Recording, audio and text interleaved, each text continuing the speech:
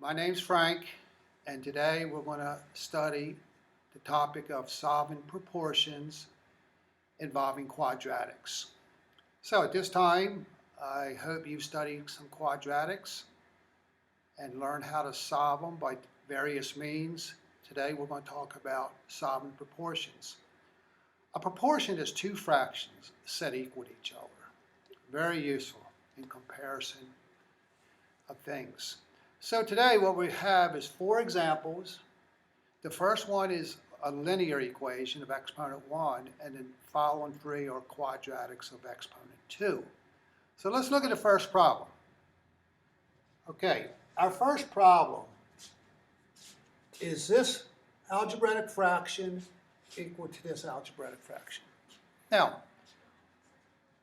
a quick way to solve a proportion is to cross multiply.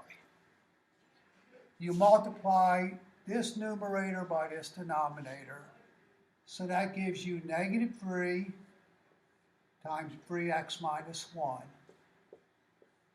is equal to 2 times 1 plus x.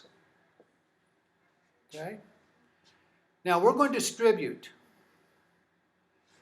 Negative 3 times positive 3 would be negative 9x. A negative times a negative is a positive, equals your 2 times 1 is your 2, and your 2 times your x is your 2x. Okay? Now, we want to set this equal to 0 and solve for x. So we can subtract 2 from both sides, and we can also subtract 2x from both sides.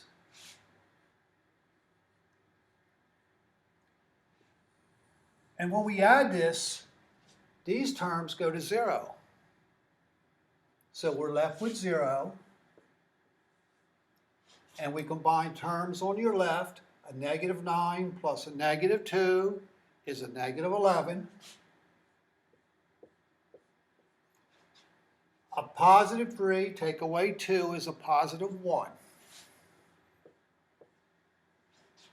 Now, we subtract 1 from both sides.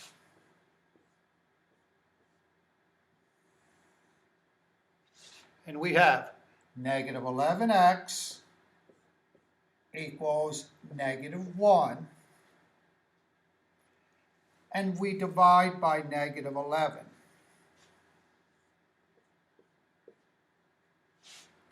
And the negative 11s divide out, and we're left with x equals 1/11. Now, when you have a variable in the denominator, which we do not have in this case, but later on when we have variables in the denominator, you got to be assured that solution does not make a denominator equal to 0.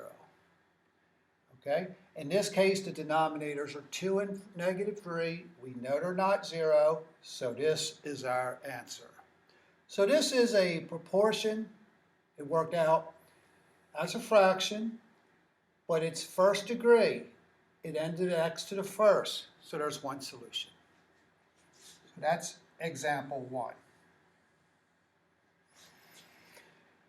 Okay, we go to example 2. Now this introduces our quadratics. Notice there's a variable in the bottom. So we do it again. We cross multiply. We have x times x plus 3. 6 times 9 is 54.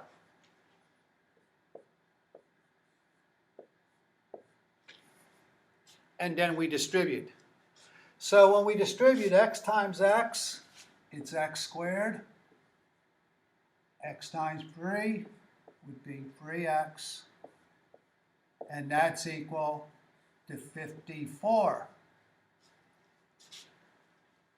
Now, we want to set this quadratic equal to 0, so we get rid of the 54 by taking the opposite of it, which is negative 54, to both sides.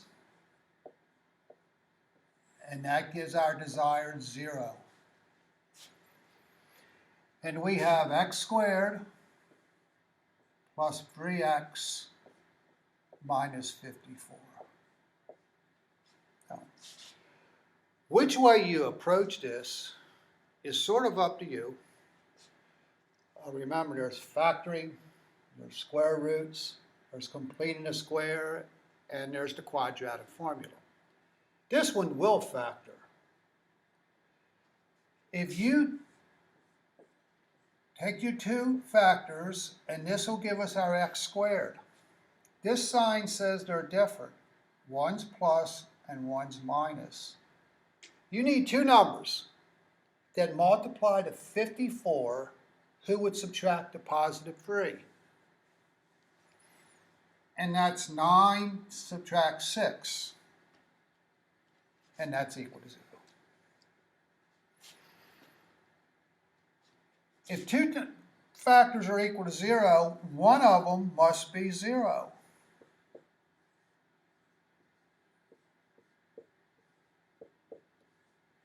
And then you solve each one. Subtract a 9, and you get x to be negative 9. In this one, add a 6, and you get x to be 6. Now, before we accept either of these answers, we have to be assured these two numbers do not create a 0 in the denominator. 9 is 9, not 0. If we were to put a negative 9 in here, it's not 0. If you were to put a positive 6 in here, it's not 0. So there's two answers to this problem. Those answers are the solution set, negative 9 and 6. Okay, so there's an example of a quadratic, a proportion, quadratic that had two solutions. And they factored nicely for us. Okay? Let's go to example 3. It's done just like example 2. However, this time you're going to have to FOIL or double distribute, however you've learned. So you multiply your x plus 3 times your x minus 1, and you set it equal to negative 3. Now, how you've learned. If you multiply the x times the x, that'll give you an x squared. If you multiply the x times the minus 1, that'll give you a minus x.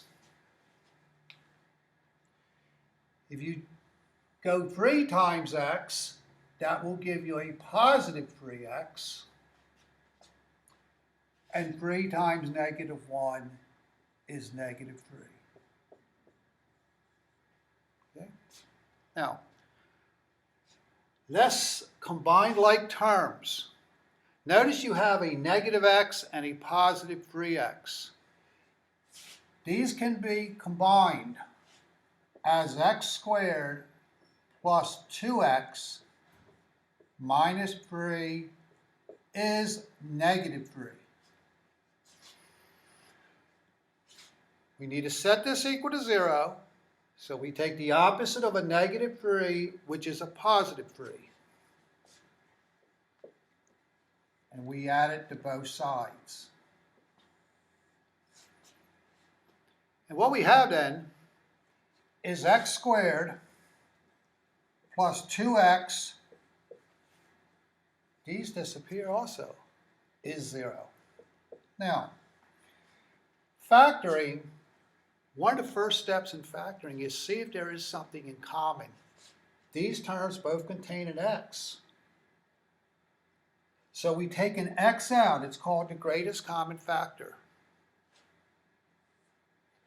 X times another x will give you this x squared. And x times a 2 will give you your 2x. You can always check by distributing. Now, if two terms multiply to 0, one of them must be 0. So you set the first one equal to 0 or the second one equal to 0. This one's already set. Subtract 2 from both sides,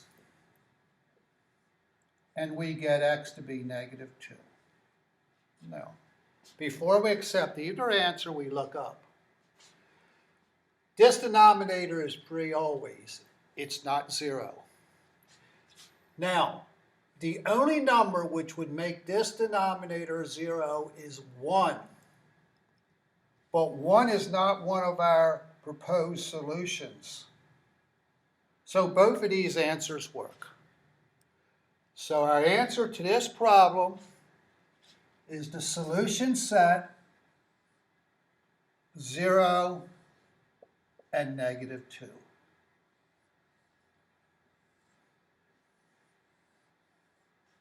Okay, so that's our second example. The first example was quadratic factoring. The second example was factoring your GCF. And that comes to our last example today. And that's this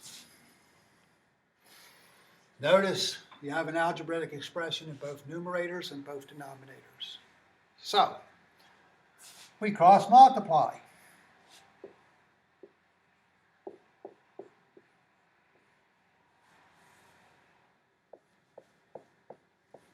And we cross multiply.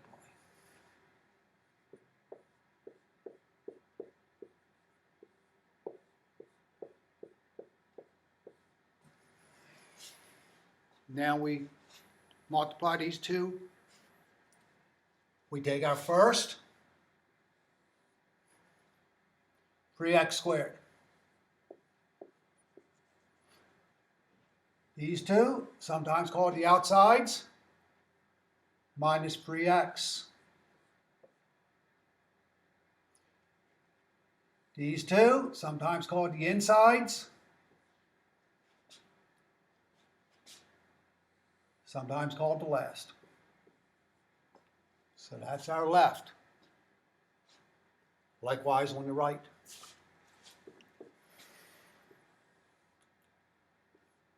Our first, our outsides, our insides, and our last.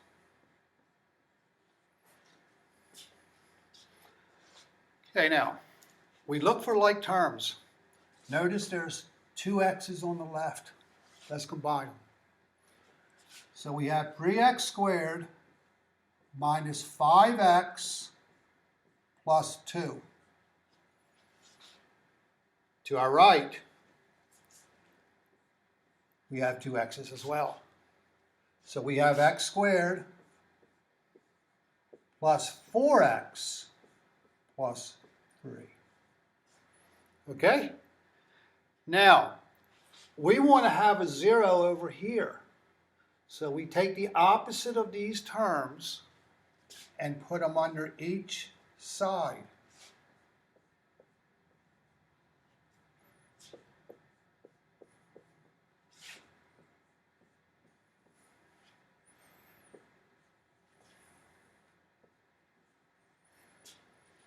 So now what will happen is all these will be 0. It all goes. 3x squared, take away 1x squared would be 2x squared. Minus 9x minus 1. Now, we could attempt to factor this, and we would get frustrated. Between the factors of 2 and the factors of 1, we are not going to get a 9 in the middle. So, there's all the means. Let's go to the quadratic formula. It's a safety net. We can solve all of them with that. A would be 2. B would be a negative 9. and c would be a -1. Okay. All right, now let's review the quadratic formula. The quadratic formula states it's -b plus or minus the square root of b squared minus 4ac all divided by 2a. Now we're going to take these numbers and insert into that formula. So let's move over to the right. So here we go. X is equal to the opposite of b. That's a -9.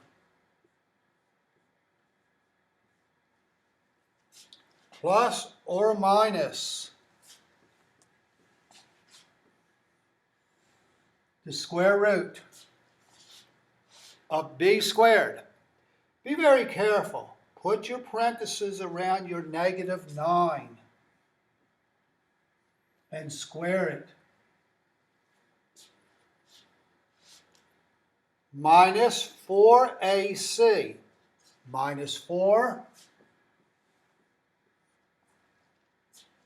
A is 2 and C is -1.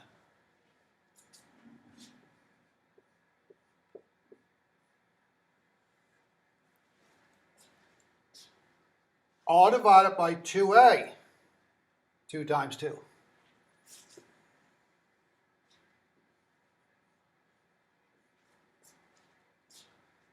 Okay, let's make sure. You have minus b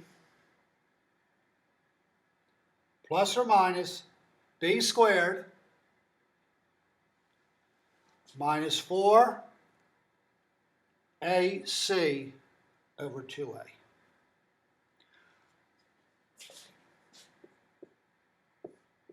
A negative, the opposite of a negative is a +9.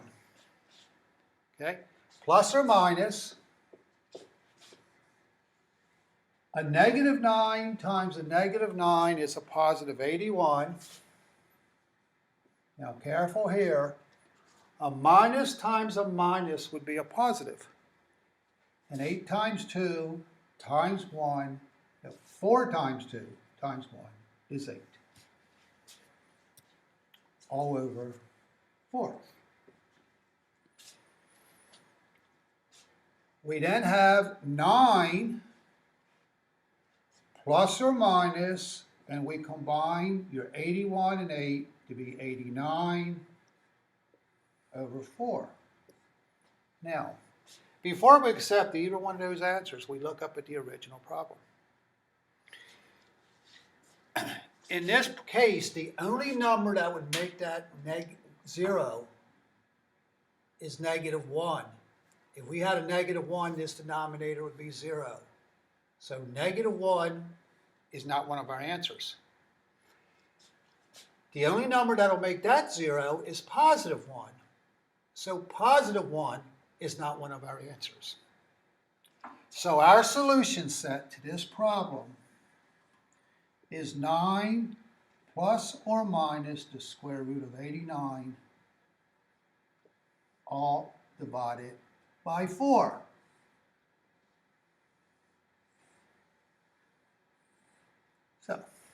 So there's 4 proportions. One's linear, the first one, and then there's 3 applications of a quadratic. 3 various different ways. Quadratic factoring, greatest common factor, and the quadratic formula. I hope you found this informative. Can't wait to see you next time. Have a great day.